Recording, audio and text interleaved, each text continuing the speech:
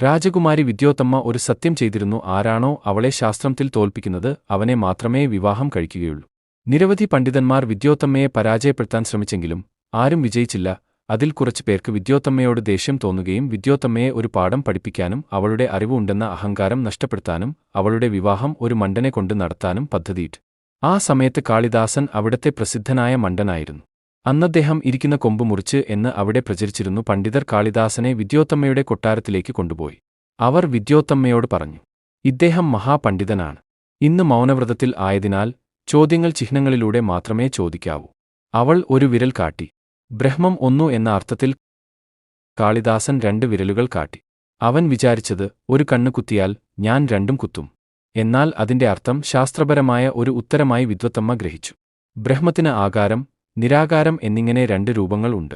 വിദ്യോത്തമ്മ വീണ്ടും പരീക്ഷിച്ചു. അവൾ കൈപ്പത്തി മുഴുവനും കാട്ടി. പഞ്ചഭൂതങ്ങൾ എന്നർത്ഥമുള്ളത്. കാളിദാസൻ കൈ മുഴുവൻ മുറുക്കി കാട്ടി. അവൻ വിചാരിച്ചത്, അവൾ അടിക്കുമെന്ന് പറയുന്നു, ഞാൻ തിരിച്ച് ഇടിക്കും. വിദ്വത്തമ്മ അതിന്റെ അർത്ഥവും തിരിച്ചറിഞ്ഞു. പഞ്ചഭൂതങ്ങൾ ഒന്നിച്ച് ബ്രഹ്മം ആകുന്നു. അങ്ങനെ കാളിദാസൻ എല്ലാ ഉത്തരങ്ങളും ശരിയായി തന്നതായി തോന്നി. വിദ്യോത്തമ്മ അവനുമായി വിവാഹം കഴിച്ചു. എന്നാൽ വിവാഹശേഷം വിദ്യോത്തമ്മക്ക് കാളിദാസന്റെ യഥാർത്ഥത മനസ്സിലായി. അവൻ ഒരു മഹാപണ്ഡിതൻ അല്ല, ഒരു മണ്ടനാണ്. വിദ്യോത്തമ്മയുടെ മനസ്സ് തകർന്നു പോയി.